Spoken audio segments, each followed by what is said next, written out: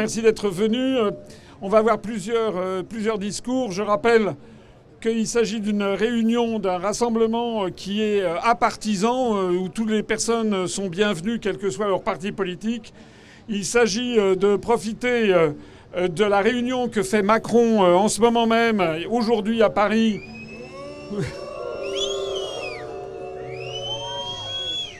Où Macron a rassemblé un certain nombre de chefs d'État et de gouvernement ou de ministres des Affaires étrangères qui veulent poursuivre en fait la guerre et nous mener à la guerre contre rien moins que la Russie, c'est-à-dire la première ou deuxième puissance militaire et nucléaire mondiale. Et tout ceci sans aucun aval des Français qu'on n'a jamais interrogés sur le sujet. Alors face au désastre de la situation en France, avec... on l'a appris aujourd'hui aussi par l'INSEE que nous venons de battre un record d'endettement public avec 3 309 milliards d'euros de dette. Macron nous annonce qu'il a encore donné, il veut donner 2 milliards de dettes d'euros supplémentaires à Zelensky, alors même qu'il n'en a pas le pouvoir puisque c'est le Parlement qui vote le budget, ça n'est quand même pas M. Macron qui décide de tout. Eh bien, nous avons réagi parce qu'il se trouve que nous n'avons plus d'opposition en France, du moins il n'y a plus d'opposition à l'Assemblée nationale ni au Sénat. Le Rassemblement national s'est complètement couché devant Macron et sert les intérêts de Macron. Zemmour est un atlantiste et il sert les intérêts des États-Unis d'Amérique, du moins de l'État profond américain, et également les intérêts de l'État d'Israël, mais ne sert absolument pas les intérêts de la France. Et puis du côté de la LFI et de la gauche, on se perd dans des conflits sur le racisme, l'antisémitisme et ce genre de choses, alors même que ce qui menace la France en ce moment, c'est la troisième guerre mondiale potentielle, puisque Macron est fou et Macron risque de nous entraîner vers un conflit militaire. Alors je remercie toutes celles et tous ceux qui sont venus ici. C'est un jour de semaine, bien sûr. Vous le savez, nous ne sommes jamais relayés par les grands médias. Merci d'être venus.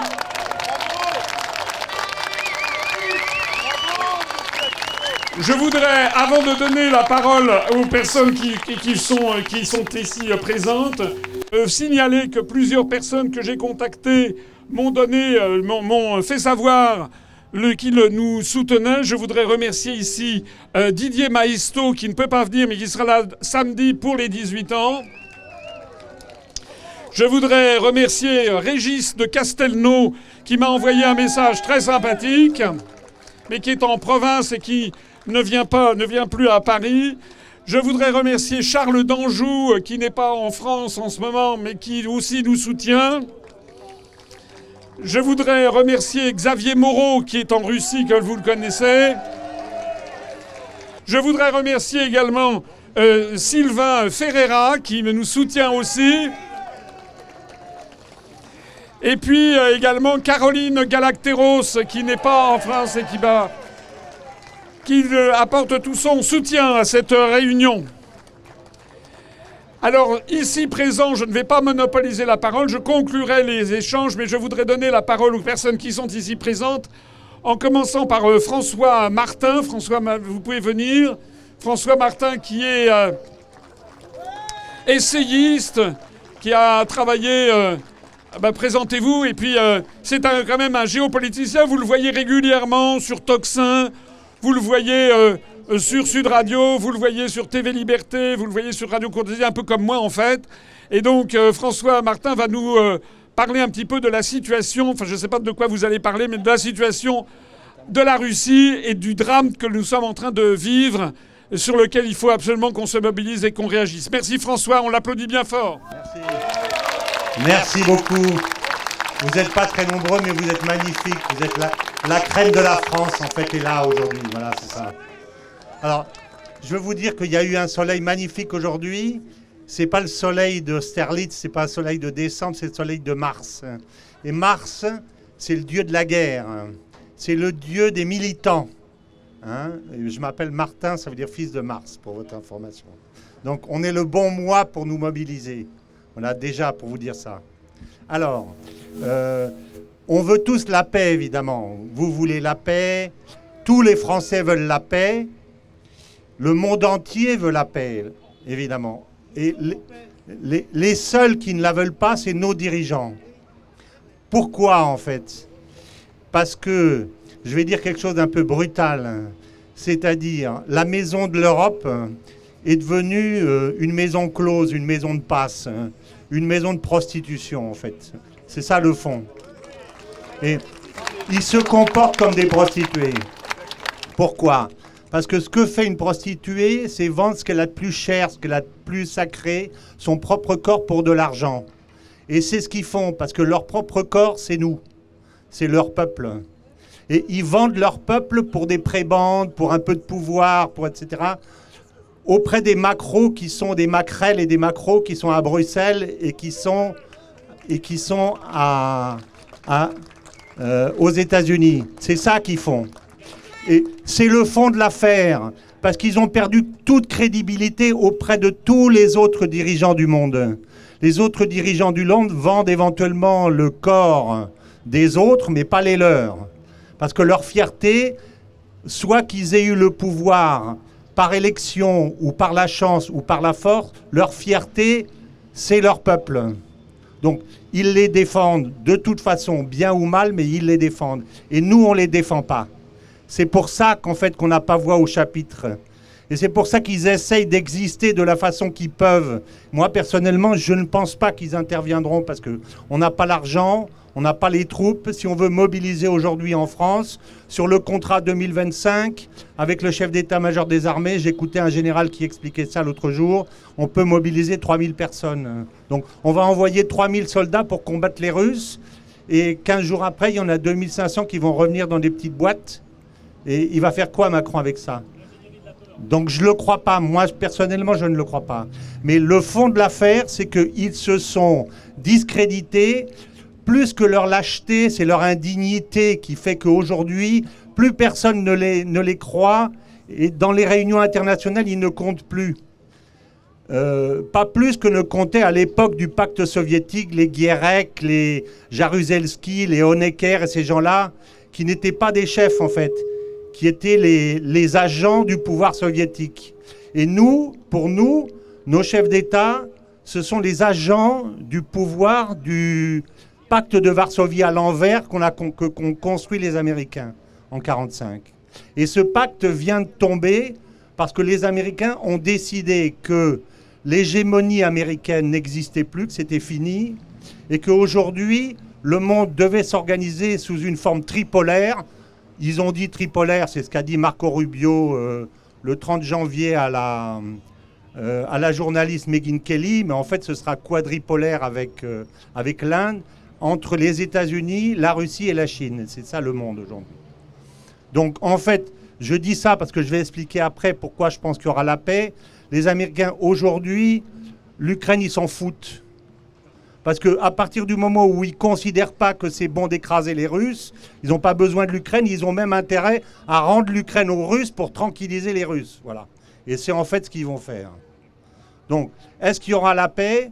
Moi, je pense que oui, qu'il y aura la paix de toute façon, parce que les Russes et les Américains ont un accord stratégique. Pourquoi? Parce que les Américains ont un adversaire avec lesquels ils vont faire du commerce, évidemment, mais un adversaire potentiel, c'est la Chine.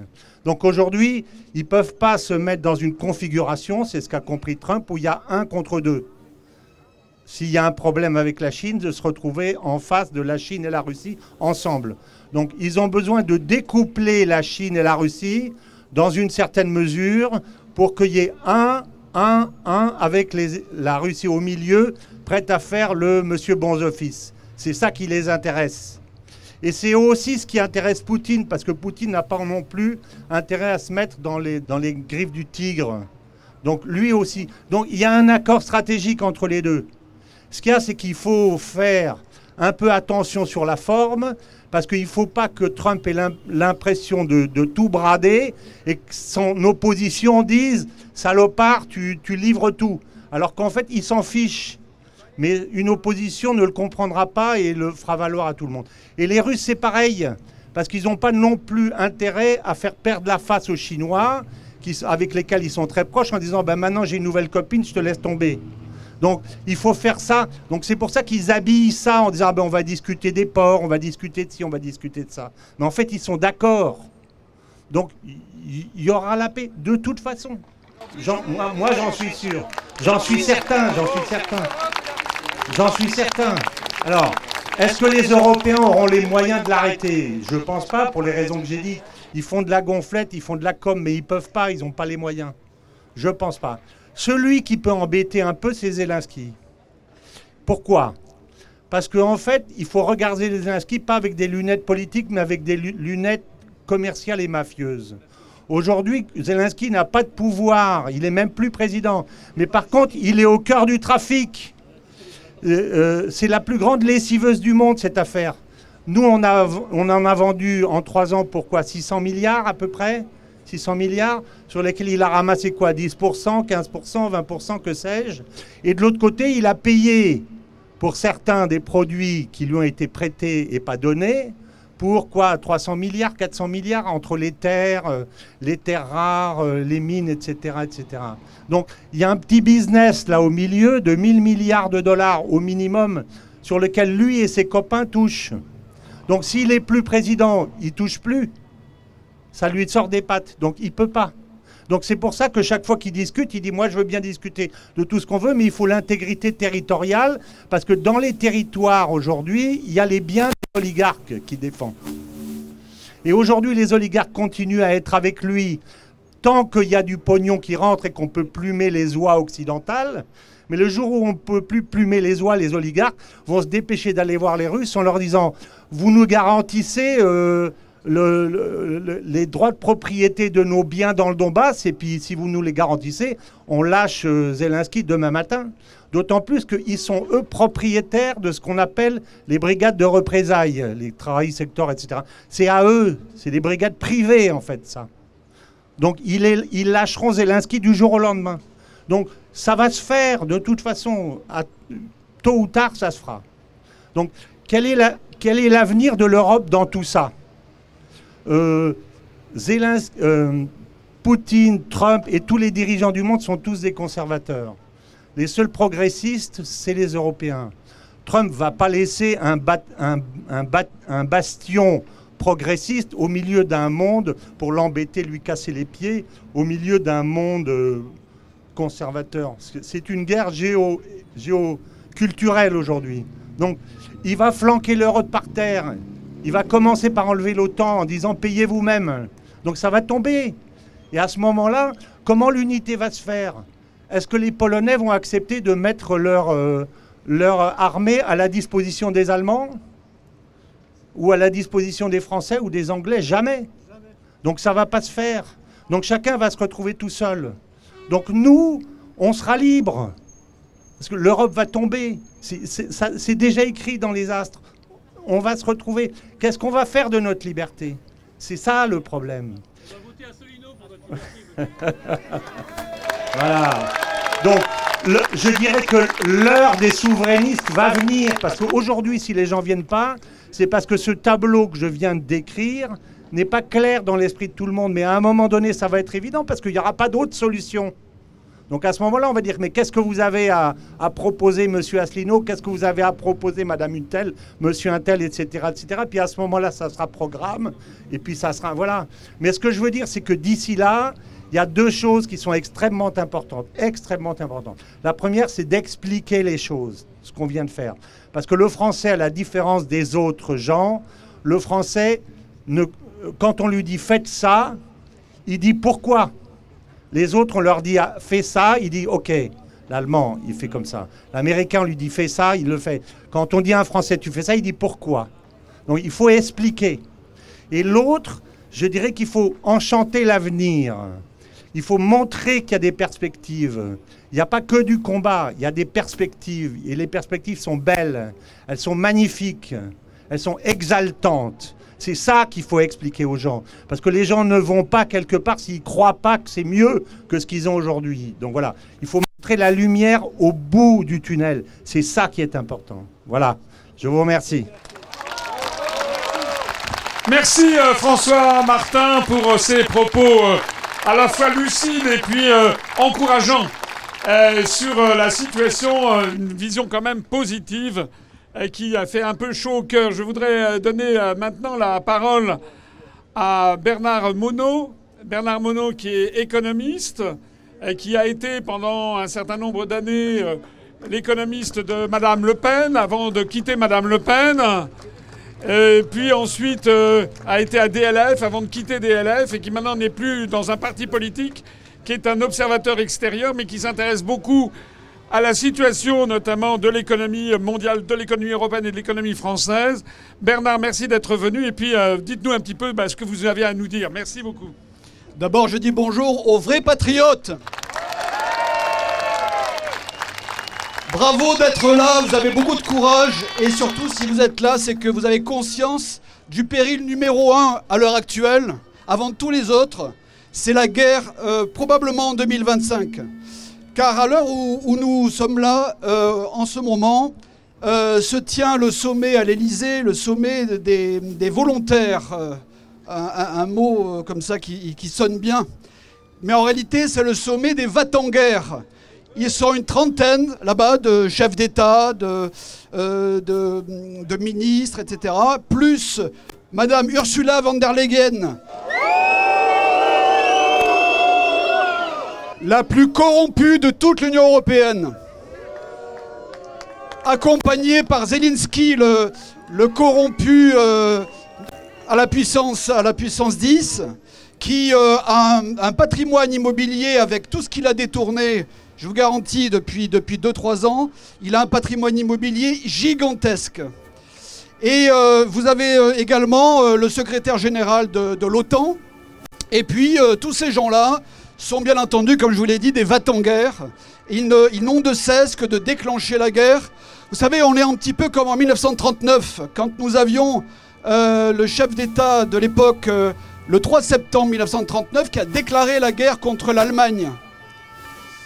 Ah, on vient nous soutenir. Et puis vous aviez le Royaume-Uni aussi avec Chamberlain. Donc ces deux personnages, en 1939, ont déclaré la guerre contre l'Allemagne. Et on a connu la suite, le chaos dans toute l'Europe et dans le monde entier. Et donc, si vous voulez, il faut tout faire pour éviter que ça arrive. Sachez que le fou de Macron, qui nous gouverne depuis trop longtemps, eh bien, il n'a que de cesse, c'est de déclencher un incident militaire, probablement d'ici la fin de l'année, pour mettre en place un système pour cacher en fait l'effondrement de toute l'Union européenne, par tous les moyens économiques, financiers, bancaires, sociaux, etc. Donc le seul moyen, c'est de créer un événement majeur pour pouvoir justifier la mise en place de leur nouvel ordre mondial, vous savez, de nous mettre en esclavage par tous les moyens. Donc voilà, vous avez bravo d'être ici. Absolument. Oui, oui, non, mais tout ce qu'il a fait, tout ce qu'il a fait. Et donc, je voudrais vous dire, Macron, destitution, Union européenne, disparition, à bas la guerre et vive la paix. Merci beaucoup. Maintenant, je donne la parole à Dimitri de Koshko. Bonjour à tous et merci à vous d'être là parce que c'est vous qui représentez l'honneur de la France aujourd'hui. Et c'est pas des mots creux. C'est très important, notamment pour l'image qu'on a de nous en Russie, justement, qui est tant injuriée aujourd'hui, qui est tant vilipendée, qui est victime de tant de mensonges, d'une accusation ridicule de vouloir venir envahir l'Europe occidentale. Ils n'en ont évidemment pas les moyens, ils n'en ont absolument pas ni l'intention ni la volonté. Et quand ils l'ont fait, notamment pour ce qui nous concerne en France, quand Alexandre Ier, le tsar, a battu Napoléon, il est venu en France, il a sauvé la France des ambitions anglaises, prussiennes et autrichiennes. Et il a ordonné à ses troupes de ne pas détruire Paris comme les troupes de Napoléon avaient détruit Moscou. Alors, les menaces que vous entendez dans les médias de grand chemin tous les jours, ça ne repose sur rien. D'autre part, sachez qu'en Russie, alors bien sûr, les médias russes sont censurés ici, alors que les médias occidentaux, vous pouvez les voir en Russie, notamment sur Telegram par exemple. Eh bien, il n'y a pas de haine anti-française comme il y a aujourd'hui une haine anti-russe, une russophobie cultivée ici par les médias et le personnel politique qui finit par croire aux bêtises qu'ils racontent. Ce qui est dramatique et ce qui est dangereux. Parce qu'effectivement, ils risquent de chercher une provocation si Macron et ceux qui l'inspirent, les dynasties financières le plus souvent anglo-saxonnes, ouais. Donc quand les dynasties anglo-saxonnes, vous voyez un peu où ils en sont à nous envoyer ça. Bon bref, écoutez, il n'empêche, ça doit être les Russes, ouais, ça doit être les Russes. C'est ça le secret. En tout cas, oui, ils peuvent chercher une provocation. Oui, ils peuvent, s'ils décident d'envoyer des troupes en Ukraine, les Russes ont prévenu qu'ils les traiteraient comme des troupes de l'OTAN, ce qu'elles sont. Et malheureusement, même s'il n'y a pas les moyens, parce que c'est évident qu'on n'a pas les moyens. Vous savez, il suffit de 300 personnes, et il suffit qu'il y en ait 200 qui reviennent dans des petites boîtes pour que la provocation soit là. Alors, aujourd'hui, l'administration Trump a dit qu'il n'y aurait pas d'application de l'article 5, qu'il n'y aurait pas de solidarité des États-Unis. Et il n'empêche qu'en jouant le jeu suicidaire qu'est en train de jouer malheureusement l'Europe occidentale, en se préparant à une troisième guerre mondiale qui, cette fois-ci, pourrait être la bonne pour mettre fin à notre existence. Et en tout cas à notre existence telle que nous l'avons connue jusqu'à présent et avec le rayonnement de l'Europe dans le monde. Eh bien, si on se laisse aller à ça, on sera obligé de se réunir à plus que ce qu'on est aujourd'hui. Bravo à François Asselineau qui a marqué la période et qui a fait cette réunion, qui vous a appelé. Et merci à vous tous qui êtes venus.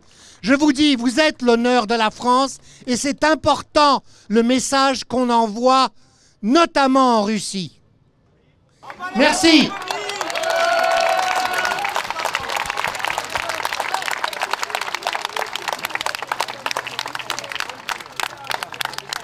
Et là, je donne la parole à quelqu'un qui fait partie du public, qui veut me parler un peu en tant que gilet jaune. Hein, c'est ça. Non. Allez-y. Alors là, je ne suis pas pour parler pour les gilets jaunes automatiquement. Les gilets jaunes, c'est un mouvement qui s'est créé parce qu'on en avait marre des taxes, etc., de l'essence. Hein. Actuellement, c'est devenu de la bérésina. On n'arrive même plus à se faire respecter par le gouvernement. Donc il y en a ici beaucoup qui me connaissent. Voilà. Et je voulais juste vous dire un truc.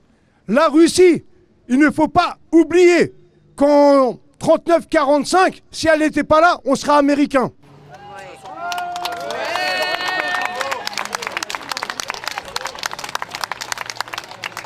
Là, actuellement, on ne sait même pas pourquoi nous sommes là aujourd'hui. Tous les jours, il y a des manifestations à la con, hein, pour protéger les peuples de tel ou tel pays. On les respecte, les pays. Mais nous avons la France avant. On est tous ensemble. C'est déjà nos gamins à nous. Qu'on me traite de ce qu'on veut. Il n'y a pas de souci. J'ai pas l'habitude de parler au micro, c'est la première fois. Excusez-moi. Mais déjà, je vous remercie à tous d'être venus ce soir. Ça change un petit peu des apéros pour la mort de M. Le Pen. Parce que ça, c'est dégueulasse. Donc, aujourd'hui, il y a une seule chose à faire. L'Europe, on s'en tape. Nous, on veut nos intérêts. La France, elle a 2000 ans d'histoire. 2000 ans. Elle n'a pas 50 ans.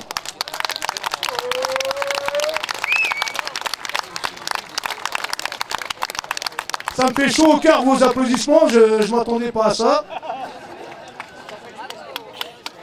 Mais les gilets jaunes qui êtes là, vous êtes nombreux là actuellement là.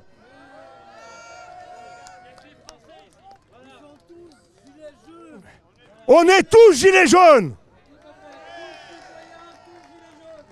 On est tous pour la France, pour nos gouvernements. On veut changer ce gouvernement d'opportunistes. Les multinationales à la con là qui viennent nous faire chier chez nous. On ne peut même pas prendre un métro sans se faire... Non, c'est pas comme ça la France. C'est pas comme ça la vie. La France a un pays. Elle a une culture. Elle a une identité. Elle a un passé.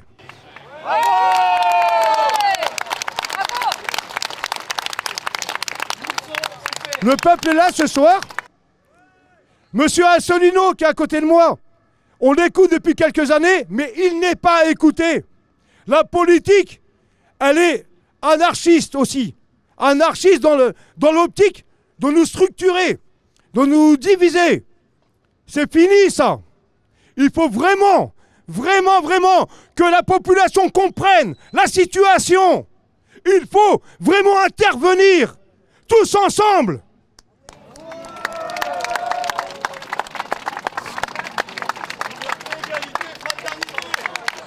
Comme on dit, la liberté, elle est bafouée. L'égalité, elle n'existe pas. La fraternité, les gars, c'est à vous de la créer. C'est à vous de la créer, la fraternité. Donc là, c'était juste une intervention. Comme ça, j'avais envie de parler comme ça parce que... François Asselineau, ça fait longtemps que je l'écoute. Il a des très bonnes idées.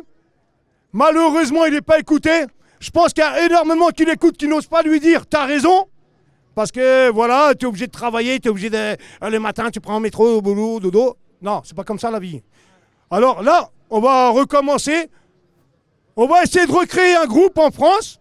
Monsieur Asselineau va nous aider. C'est surtout lui qui va le faire d'ailleurs. Ouais, parce que là, je me prends un peu pour lui quand même. Mais moi, c'est Christophe, c'est pas François. Hein. Bon. Mais en tout cas, je remercie beaucoup, je vous remercie de m'avoir fait parler. Et juste un truc, liberté, liberté, liberté, liberté, liberté. Merci beaucoup à tous. Je vous Monsieur François Asselineau. Bonne soirée à tous. Macron, destitution! Macron, destitution! Macron, destitution! Macron, destitution! Macron, destitution! Macron, destitution! Macron, destitution! Macron, destitution! Macron, destitution! Non, en fait, c'est juste que... Alors, je vais vous donner la parole à quelqu'un qui n'était pas prévu, qui va nous parler pour Apocalypse. Non, c'est quoi votre nom? Nathalie. Nathalie veut nous donner une vision qui est la sienne, si j'ai bien compris, une vision plutôt de gauche, n'est-ce pas? Voilà. Et vous voulez vous exprimer. Merci. Bonjour à tous. Bonjour à tous. Donc, Apocalypse Non. Pourquoi on a créé Apocalypse Non? Eh bien, c'était 3 personnes. On était 3 personnes, on ne se connaissait pas. Il y a l'opération spéciale qui a eu en Ukraine. On a regardé autour de nous, tous les gens, le mouvement pour la paix ne foutait rien. Il n'y avait aucune manif qui était organisée. Alors qu'est-ce qu'on a fait? On a utilisé l'opportunité des manifs contre la réforme des retraites. Et on est chacun parti avec nos petits tracts pour expliquer aux gens ce qui se passait en Ukraine. J'avais d'ailleurs à cette occasion écouté plusieurs vidéos de M. Asselineau, notamment celle qu'il avait donnée au dialogue franco-russe. Et donc, on a fait pendant 1 an et demi de la formation auprès des gens qui d'habitude se mobilisent, les syndicalistes, le peuple de gauche. Alors, moi, par rapport à ce conflit, il faudra m'expliquer quelque chose. Qu'est-ce que fout la gauche par rapport à la paix et pour limiter cette escalade guerrière? Qu'est-ce qu'elle fout? ce que je voulais vous dire, c'est qu'on a tous les ingrédients, normalement, pour mobiliser la gauche. On a une minorité au Donbass, une minorité, alors les Ouïghours, on en entend parler tous les jours, nuit et jour. Hein. Là, il y a une minorité qui se fait massacrer pendant 10 ans. Silence radio, on n'entend pas la gauche. Le deuxième point, on a eu un coup d'État. Alors, d'habitude, on a eu le coup d'État de Maïdan, fomenté par les États-Unis et leurs vassaux, les Européens. Bah, le coup d'État en Argentine, hein, on en a entendu parler, mais c'est loin, c'est en Amérique latine. Mais là, il y a eu un coup d'État en Europe, la gauche, silence radio, on les entend pas. Et le troisième point, celui qui est le plus important, qui se bat dans le Donbass? C'est des ouvriers, bordel! C'est des mineurs! C'est des gens pauvres! Et qu'est-ce qu'elle fait la gauche par rapport à ça? Qui c'est qui se bat contre le gouvernement de Kiev? Ce sont des gens qui se battent contre l'accaparement de leurs richesses par des multinationales. Alors, en conclusion, ce que je voulais vous dire, c'est qu'on en avait tellement ras-le-bol qu'il ne se passe rien en France qu'en octobre dernier, on est allé avec un petit groupe de l'association Apocalypse Now, on est allé à Berlin parce qu'il y avait une manifestation appelée par une femme de gauche, Sarah Wagenknecht, qui a quitté Die Linke. Eh bien, en Allemagne, quand la gauche veut mobiliser, elle mobilise. À Berlin, en octobre 2024, il y avait 40 000 personnes et nous, on y était. Quand la gauche veut mobiliser, elle le peut. Pourquoi il y avait 40 000 personnes? Eh bien, parce qu'il y avait les syndicats, il y avait IG Metall, par exemple, il y avait des partis de gauche qui sont intervenus, même des partis de droite, mais ils n'ont pas fait le service minimum, comme en France. Hein, c'est quelques syndicats, quand il y a des manifs du mouvement pour la paix, il y a 30 personnes. Hein, ils ont affrété des bus, ils ont fait des appels, ils ont aidé les gens à venir. Voilà quand on se mouille. Mais en France, la gauche, elle fait le service minimum et c'est une honte.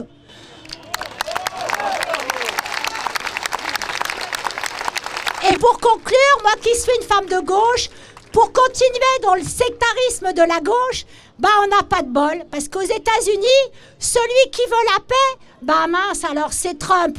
Alors, comme c'est le diable, qu'il a tous les défauts, et ben dans leur façon réflexe de Pavlov de cette gauche de merde, et ben comme c'est Trump, on est contre Trump, donc on est contre la paix. Expliquez-moi, mais c'est débile, quoi. Voilà.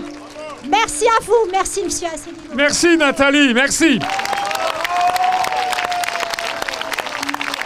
C'est les deux interventions de Christophe et de Nathalie sont vraiment intéressantes et importantes parce qu'elles montrent justement ce que pensent les Français et ils ont bien raison de penser ce qu'ils pensent.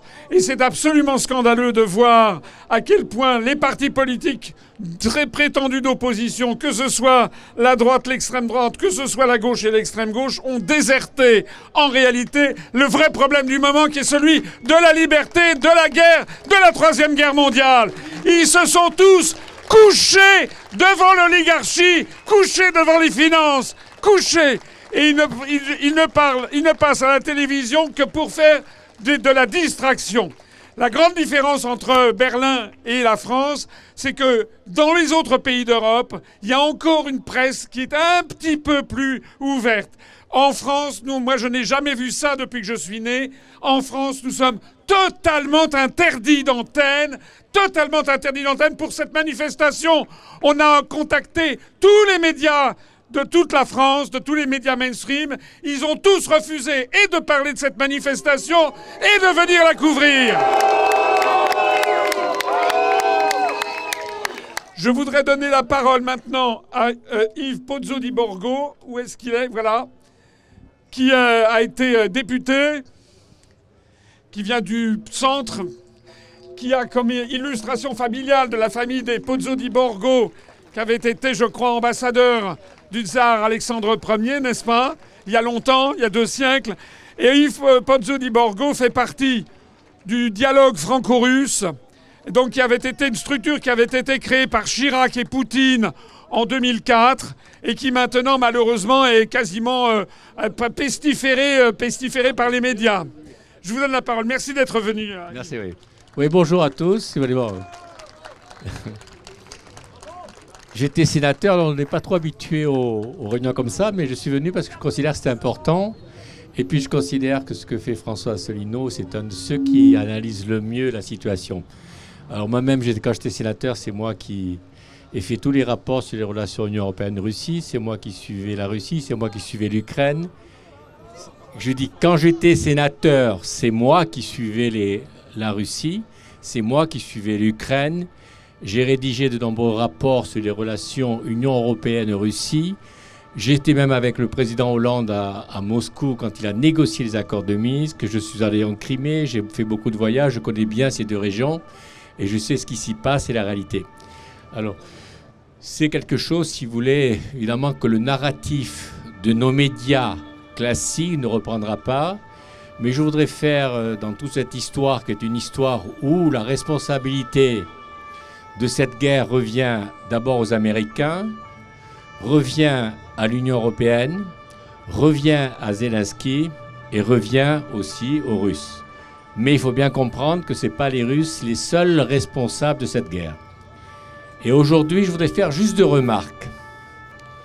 La première pour vous dire, alors beaucoup ne sont pas nés, sont nés après 1945, que nous sommes un continent. Nous sommes le continent européen. Et que le continent européen, il va de Brest jusqu'à Vladivostok.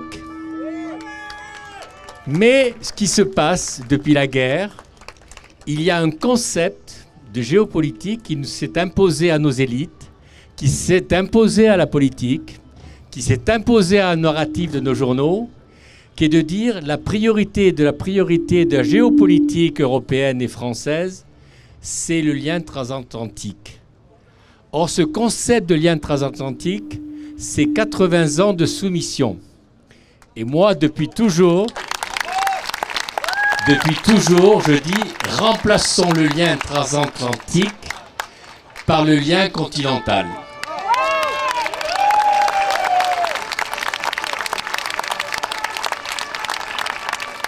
Deuxième remarque que je voudrais faire. Quand il y a une guerre, c'est le peuple qui meurt. Quand il y a une guerre, ce sont les femmes qui sont les veuves. Quand il y a une guerre, ce sont les enfants qui sont orphelins, comme actuellement en Ukraine. Quand il y a une guerre, c'est vous, les Français, les Ukrainiens qui meurent. Ce n'est pas ceux qui décident la guerre. On ne vote jamais pour une guerre. En France, nous sommes en guerre depuis 3 ans avec la Russie. On a ce qu'on appelle l'article 35 de la Constitution, qui implique que le Parlement, puisqu'on ne fait pas de référendum, décide la guerre. Depuis 3 ans, nous sommes en guerre avec la Russie. Jamais cet article n'a été appliqué.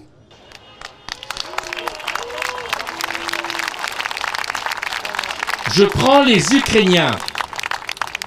Les Ukrainiens, si vous voulez, qui sont en guerre depuis 2014. Il faut bien comprendre ça. Il faut bien comprendre les Ukrainiens de Kiev, qui bombardaient les gens du Donbass. C'est comme si nous, à Paris, nous bombardions les gens du Languedoc-Roussillon ou de Côte d'Azur pendant presque 5 ans. C'était la guerre. Et les Ukrainiens en avaient assez. Ils avaient un président qui s'appelait Porochenko, en 2014, qui était aux mains des Américains, qui organisait le bombardement sur le Donbass. Il y a eu 15-20 000 morts, d'enfants, de femmes, de Russes. Parce qu'il faut savoir que l'Ukraine n'est pas un pays. C'est une création artificielle. Il y a d'un côté l'Ukraine classique et d'autre côté, il y a ce qu'on appelle les régions russes, qui avaient été rajoutées par Staline dans les années 30. Et les Ukrainiens, je reprends cette histoire, en 2019 ont une élection. Ils en avaient assez de cette guerre larvée qu'il y avait chez eux. Et dans cette guerre larvée, ils en ont eu marre. Ils ont voté contre Porochenko, qui faisait cette guerre, qui a obtenu 10%. C'était en mai 2019. Et ils ont voté pour Zelensky, parce que Zelensky avait promis de faire la paix, parce que Zelensky avait promis d'appliquer les accords de Minsk. Et ils ont voté à 70% pour Zelensky. Et les 40% de pro-russes de l'Ukraine ont voté pour Zelensky. Et tous les électeurs russes du Donbass et autres ont voté pour Zelensky pour faire la paix. Et c'était en mai 2019. Et en décembre 2019, qu'est-ce que c'est les accords de Minsk? Les accords de Minsk, c'est tout simple. C'est un accord qui était fait entre les gens de Kiev et ce qu'on appelait les séparatistes, qui a été adopté par les 28 pays du Conseil européen en février 2015. Et il y avait deux pays qui étaient les parrains, trois pays qui étaient les parrains de cet accord de Minsk. La France, l'Allemagne et la Russie. Et le président Macron a fait son travail. En 2019, il réunit à Paris, en décembre 2019, 6 mois après l'élection de Zelensky qui avait été élu pour faire la paix, pour faire appliquer les accords de Minsk, il réunit Poutine, Zelensky, Merkel et lui. Donc les 5 responsables des accords de Minsk. Et le président Macron fait son travail. Et il dit à Poutine, est-ce que vous allez appliquer les accords de Minsk? Et Poutine lui dit oui. Et il dit à Zelensky, est-ce que vous allez appliquer les accords de Minsk? Et Zelensky dit non. Et quelques temps après, il dit, je veux reprendre la Crimée et je vais faire la guerre et c'est moi, je vais attaquer la Russie. C'était 2019, décembre 2019. Et d'ailleurs, le président Trump a bien dit que le responsable de cette guerre, essentiellement, c'était Zelensky. Et dans cette guerre, je crois qu'il faut bien qu'on entre dans le cadre. On ne s'est pas rendu compte que la Russie, prenez un exemple, l'OTAN, c'est 32 pays et 1300 milliards par an de budget militaire, en gros. Quelques variantes. 1300 milliards de budget militaire. La Russie, c'est un pays qui a 108 milliards de budget militaire. Et il y a eu cette guerre. Et ce qu'on peut dire maintenant, et c'est depuis déjà 5-6 mois pour ceux qui connaissent les choses, la Russie a gagné la guerre contre l'Union européenne, contre l'OTAN et contre les États-Unis. Elle a gagné la guerre. Elle a gagné la guerre. C'est comme ça. Mais Trump, quand il est arrivé, il a compris que l'OTAN avait perdu. Il a compris que les États-Unis avaient perdu. Il a compris que l'Union européenne avait perdu. Et il a dit la chose qu'il faut faire, c'est la paix maintenant. Et c'est pour ça qu'il veut faire la paix. Et que fait l'Union européenne? Qui a été construite pour faire la paix entre la France et l'Allemagne, pour faire la paix dans l'Europe. Eh bien, l'Union européenne, elle veut continuer la guerre. Et c'est ce qui se passe aujourd'hui avec le président Macron et tous ces pays. Ils veulent continuer la guerre. Et pourquoi? Pourquoi ils veulent continuer la guerre? Pourquoi ils veulent continuer la guerre? Évidemment, quand ils disent que la Russie va attaquer, combien de fois moi je suis à la Russie? Combien de fois je suis à la Russie? Mais qu'est-ce que vous voulez qu'on fasse, nous, en Europe? Nous, on a 11 fuseaux horaires. On travaille avec l'Inde, avec la Chine, avec la Russie et tous les pays du monde. Qu'est-ce que vous voulez qu'on fasse? Moi, je me souviens, avec quelques parlementaires, on avait rencontré le président Poutine, il me dit « Mais qu'est-ce que vous voulez que je fasse, moi, en Europe ?» Déjà, quand les gens du Donbass ont voulu venir en Russie, j'ai dit « Non, vous restez en Ukraine. Moi, je ne vous veux pas. Je ne veux pas aller en Ukraine. » Et c'est pour ça que j'ai fait les accords de Minsk. C'est ce qu'il a dit. Que voulez-vous qu'ils viennent? Mais comment peut-on imaginer que les chars russes vont débarquer à Paris? Je crois d'ailleurs qu'il y a un humoriste qui a dit ils ne viendront pas à Paris parce que la gestion d'Hidalgo, de la circulation, fait qu'ils auront peur de venir. Ça, c'est là. Ça, c'est drôle. Mais ce que l'on constate, si vous voulez, s'il n'y a pas de risque de guerre, sauf que le problème, c'est quand a commencé la guerre en Ukraine, les Européens ont mis... Vous savez quel est le pays qui a eu le plus de sanctions au monde? C'est l'Iran. 5000 sanctions. Et vous savez combien les Européens ont mis de sanctions à la Russie? 30 000 sanctions. Mais quand on fait des sanctions à un pays, ça se retourne contre nous. C'est-à-dire que l'économie maintenant européenne et française, vous allez le voir bientôt, parce qu'on est même au bord du précipice en France au niveau économique. L'économie européenne et l'économie française est très en difficulté parce qu'on d'abord, l'économie c'est quoi? C'est l'industrie. Et l'industrie c'est quoi? Ben, c'est le gaz, c'est le pétrole. On avait du gaz qui arrivait pas cher de Russie, très bon et pas cher. Eh bien maintenant, on ne peut plus acheter du gaz de Russie. Alors, on achète du gaz interbané, c'est en fait du gaz russe. On achète du gaz hindou, ça fait du gaz russe. Sauf que de payer un prix normal, on le paie 3-4 fois plus cher. Pareil pour le U. On interdit le gaz. On a beaucoup de gaz de schiste en Europe, mais on les interdit. Alors par contre, les Américains nous vendent le gaz de schiste américain qui est 4 ou 5 fois plus cher que le gaz russe, qui est bien meilleur que le gaz. Voilà la situation dans laquelle on est. Et le problème, pourquoi actuellement ces gens qui se réunissent aujourd'hui avec Macron et avec Merz et avec Steinmeier, ils se sont rendus compte qu'avec ces sanctions, ils ont provoqué une crise économique en Europe qui ne fait qu'arriver. Et je suis désolé de vous regarder que ça va être très dur pour nous. Et ils disent, on va faire comme on l'a fait aux États-Unis. Et c'est vrai qu'aux États-Unis, c'est un pays qui est puissant économiquement. Pourquoi? Parce qu'ils sont bâtis sur leur industrie militaire et que depuis 1945, ils sont en guerre tout le temps. Ils ne font pas des guerres pour gagner, ils font des guerres pour faire fonctionner leur complexe militaro-industriel. Et le problème, c'est que nos dirigeants actuels se rendent compte qu'il y a eu un échec terrible avec ces sanctions. Eh bien, ils disent, nous allons faire la guerre pour relancer l'industrie militaro-industrielle européenne. Voilà. Alors, le seul problème, c'est qu'ils décident de mettre 800 milliards. Il faut savoir que sur les 800 milliards, 61% de ces 800 milliards, on achète du matériel américain.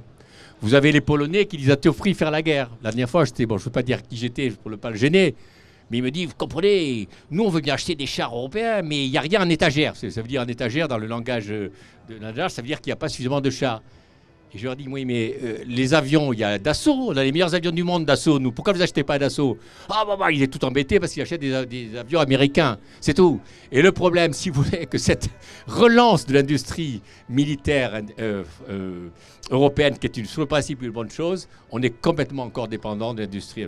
Alors, je vais juste terminer, c'était un peu long, je vais juste terminer en disant, on a la chance d'avoir un Trump, et pourtant, moi, je suis centriste, c'est pas ma tasse de thé, mais qui a compris qu'il avait perdu la guerre, qui a compris que la paix c'était nécessaire et qui a compris que les États-Unis ne pouvaient plus continuer à faire la guerre comme ils le font.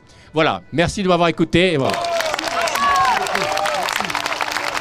Merci à Yves Pozzo di Borgo pour cette analyse que je partage tout à fait. D'ailleurs, vous avez vu ce qu'on a appris là, il y a quelques heures, c'est que le Danemark qui est fâché contre Trump, puisque Trump veut mettre la main sur le Groenland, qui est une colonie du Danemark, le Danemark a dit qu'ils allaient quand même acheter des F-35 américains aujourd'hui même, alors même qu'ils sont en conflit avec Trump. Ça montre la vassalisation des pays d'Europe à l'encontre des États-Unis. Merci à Alexis Poulain qui nous a rejoints et qui vient à son tour nous donner son analyse et des conseils peut-être qu'il forme pour la population française face à la situation actuelle qui est quand même extrêmement grave. Merci Alexis. Merci François, merci de l'invitation, merci à tous d'être là. Ça va? Bon, c'était très sérieux avec Yves. Moi, s'il y en a qui me connaissent, vous savez, je fais une revue de presse sur Le Monde Moderne tous les matins où on essaye de faire de la contre-information, de l'information en fait. Je vois d'ailleurs que les France 2, France 3, TF1, LCI sont là, coucou. Les RG aussi, bonjour. C'est toujours un plaisir, hein. Ils sont pas là évidemment. Ce serait dommage de parler d'un rassemblement pour la paix, hein, quand 80% du temps d'antenne est maintenant une propagande pour la fausse guerre de Macron. Parce qu'aujourd'hui, je ne sais pas si vous avez suivi ce qui s'est passé. Il a fait son show à l'Elysée. Alors, un coup, c'est les startups, un coup, c'est la défense, un coup, c'est je ne sais pas quoi. Aujourd'hui, c'était l'Ukraine. Alors, c'est quasiment tous les jours l'Ukraine. Manque de pause, c'est le jour où Alexis Kohler, secrétaire général de l'Elysée, a décidé de démissionner. Bon, il s'est dit, tiens, il y a Zelensky, ils sont en train de se faire des câlins, je me casse. C'est comme ça que ça se passe. Et là, tu te dis, non mais, il devait annoncer de grandes choses, hein. C'était sur l'assurance de l'Ukraine, etc. 33 pays, Giorgia Meloni était là quand même, hein. Elle est toujours là pour dire, oui, je suis pas d'accord, mais je suis là. Au moins, Viktor Orban n'est jamais là, il a raison. Et le but était de dire, on va envoyer des troupes, le fameux troupes au sol, hein, si vous suivez. C'est 2 doses, le troupes au sol. Et là, c'est 2 doses, hein, la France et l'Angleterre, c'est tout. Et il a dit, oui, finalement, ce sera des troupes de... Il y avait un nom, de réassurance, c'est ça, ouais.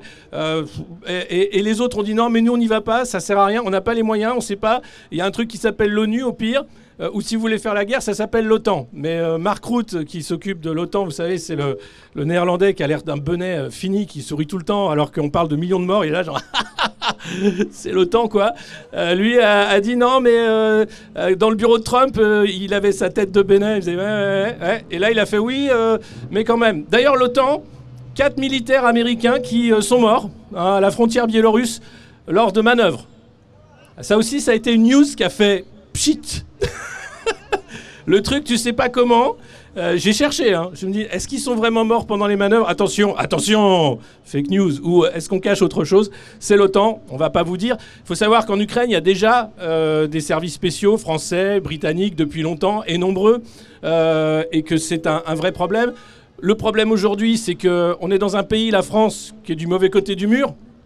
Puisque Macron a décidé, alors que deux puissances nucléaires majeures, la Russie et les États-Unis, font enfin la paix sur une guerre de proxy qui pouvait emmener l'Europe dans une guerre réelle sur le continent européen, Macron a décidé évidemment de prendre le contresens. De toute façon, dès qu'il y a une bonne décision à prendre, il va prendre l'autre, évidemment, la mauvaise. Et aujourd'hui, on a des gens qui pensent que la paix n'est pas possible, puisque la paix pour eux, c'est la défaite de la Russie et le départ de Poutine du pouvoir en Russie. Si on regarde le bilan de Poutine, ça fait 25 ans qu'il est en Russie. En 25 ans, il a fait bien mieux que Macron en 7 ans. C'était pas dur. C'était pas dur, mais attention, Macron a quand même fait des performances, hein. Il a flingué à peu près tous les secteurs de la société française. Tous les corps de métier ont été en grève à un moment ou à un autre. L'hôpital public, ça n'existe plus. La retraite, c'est pas 62, c'est pas 64. Maintenant, on parle de 70. Et si Édouard Philippe, le grand maltraitant qui se prépare pour 2027, a l'accord des milliardaires et des sondages, c'est 70 ans. Le pass sanitaire, bien sûr, la gestion de la crise Covid, mais tout ça, les 3600 milliards de dettes, la désindustrialisation qu'il appelle réindustrialisation, tout ça, c'est une raison aussi, au-delà de Macron, c'est la propagande forcenée pour nous dire que l'Union européenne, c'est super. À quel moment ça a été super? On peut chercher, hein, c'est comme... Qu'a fait de bien Macron depuis 7 ans pour les Français? Voilà, je pose la question, personne n'a jamais une seule réponse. Donc, enfin, zéro, quoi, rien. Non, mais alors moi j'ai une solution très simple, hein, vous savez. Plutôt que de promettre des milliards, de faire le levée de fonds permanente pour l'Ukraine, on leur donne notre président. Que les Ukrainiens prennent Macron. En plus, ils nous aiment pas, nous les Français, donc c'est tout bénef. Ils trouvent un peuple qu'il adore, il fait ce qu'il fait de mieux, il les enfume, et nous, on récupère un autre président. Alors il faut attendre 2027, ça va être long. Et vous allez voir que, bien sûr, la bulle médiatique telle qu'elle est faite va de nouveau invisibiliser le camp souverainiste. C'est pas nouveau, mais ça devient lamentable, caricatural, avec des nouvelles télés qui viennent d'arriver d'ailleurs sur la TNT. Hein, on va avoir la télé de Kretinsky, c'est Franc-Tireur, donc c'est un axe pro-européen à mort, pro-Macron également, et qui va tout faire pour continuer la propagande qu'il fait aujourd'hui avec Franc-Tireur. Et Ouest France Télé, Ouest France qui est là aussi sur la ligne européiste à fond. Donc en France, on est soumis à un bombardement propagandiste permanent en faveur de l'Europe pour nous faire croire que Macron est un grand président. Personne n'y croit, mais il continue. Et surtout la censure de toutes les paroles dissidentes contre l'Europe, contre l'OTAN et pour le bon sens, notamment le camp souverainiste. Voilà. Donc merci d'être là ce soir, merci depuis 17 ans de faire ce travail, François Asselineau, 18 même. Je vous rajeunis. Et on lâche rien et comme dirait Trump, fight, fight, fight. Voilà, merci.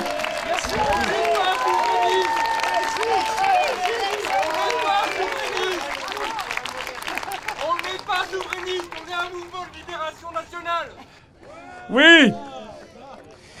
Merci, merci à tous les intervenants, merci à toutes celles et tous ceux qui sont venus là. Il me revient de conclure ce rassemblement.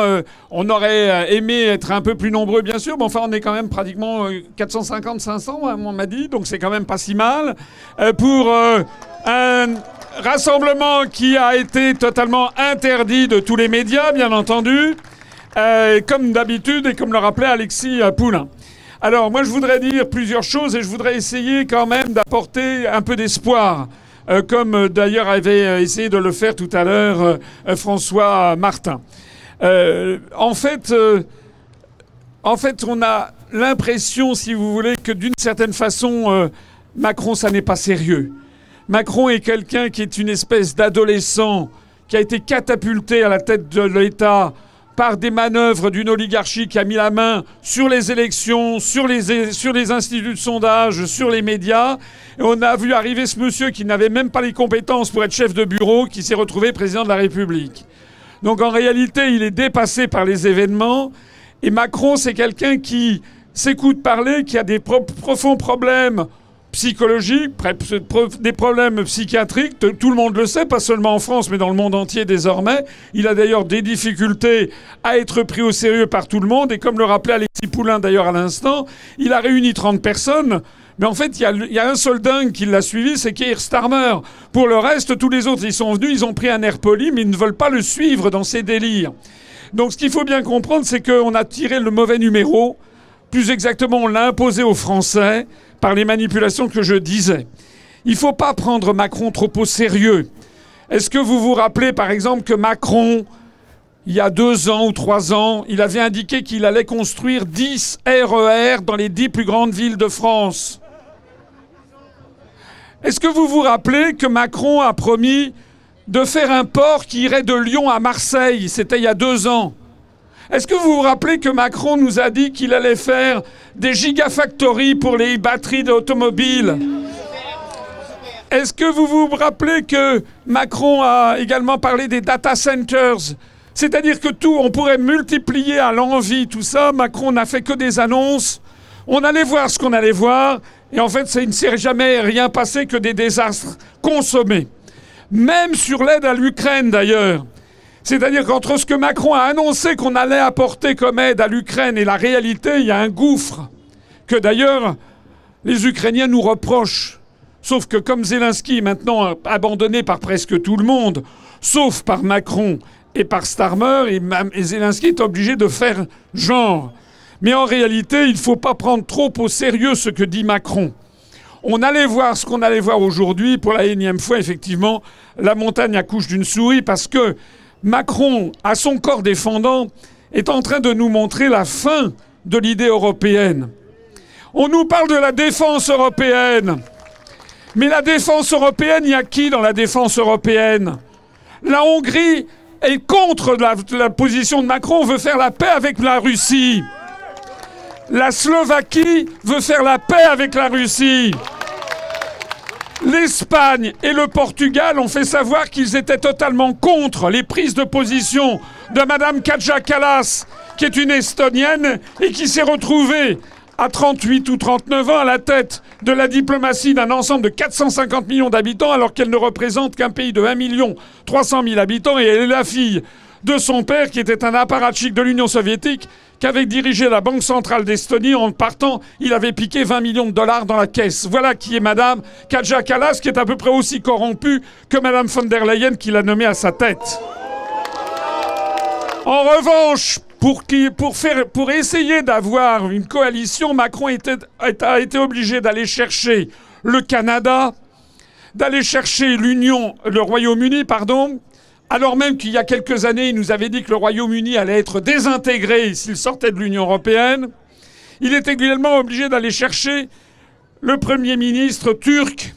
Donc en fait, Macron nous montre que le périmètre de l'Union européenne ne correspond plus à rien. Et Macron se trouve en fait en compétition avec d'autres formes d'États qui sont en train d'apparaître.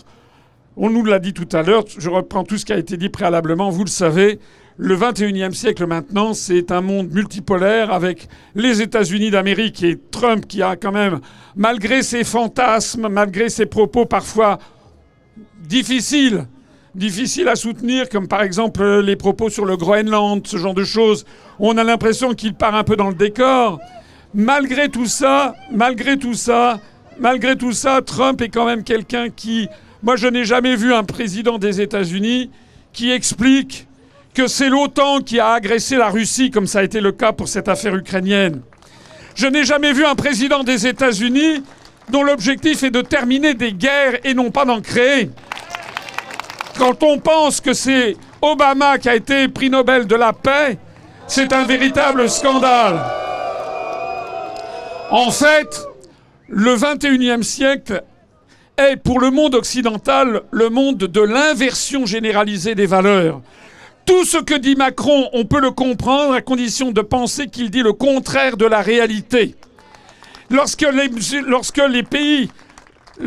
européistes, on nous explique que l'Europe c'est la démocratie, Ça n'est pas la démocratie, c'est au contraire la dictature. Madame Valérie Ayer, vous savez, la tête de liste, a réclamé il y a 3 jours qu'on retire le droit de vote à la Hongrie parce que la Hongrie ne veut pas voter comme les autres. Vous savez également le rôle joué par la France et par l'Union européenne en Roumanie pour interdire l'élection de Georgescu.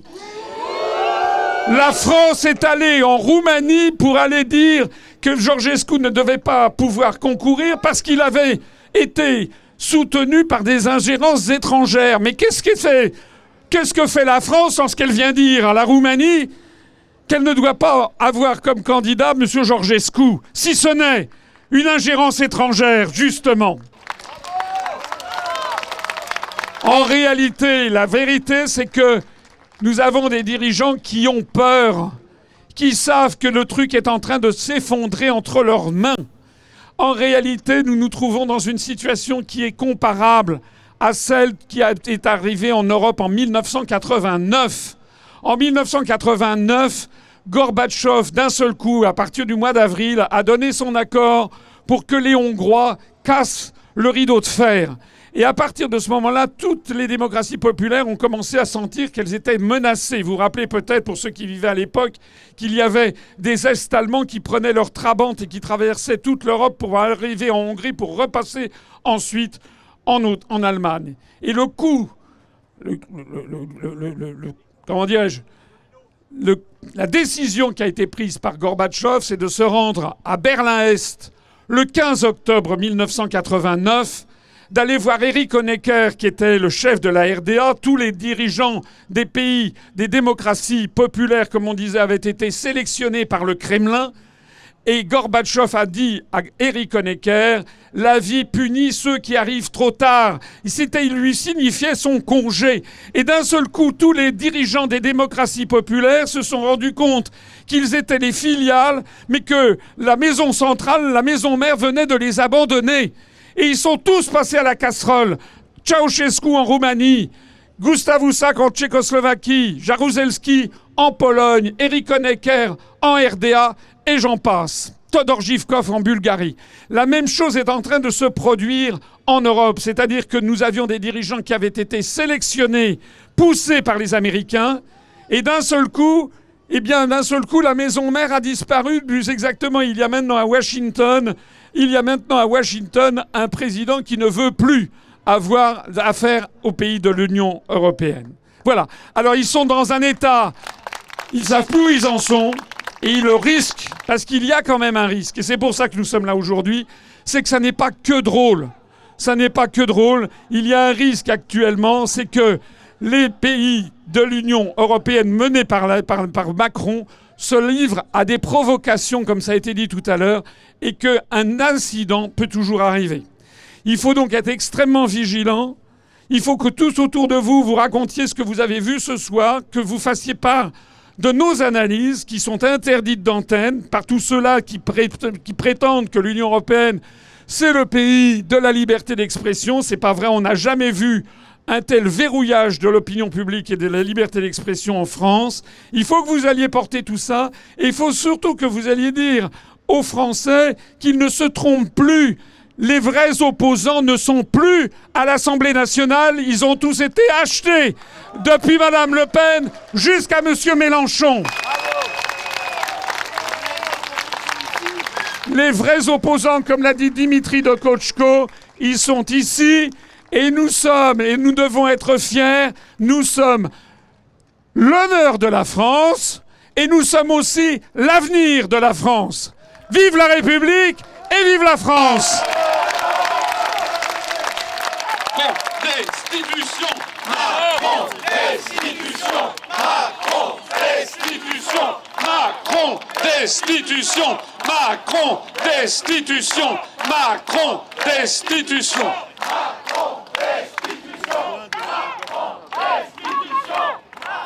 Je vous propose, pour terminer, d'entonner notre hymne national, qui est un hymne révolutionnaire, la Marseillaise, justement, qui est celui de la liberté du peuple contre toutes les tyrannies.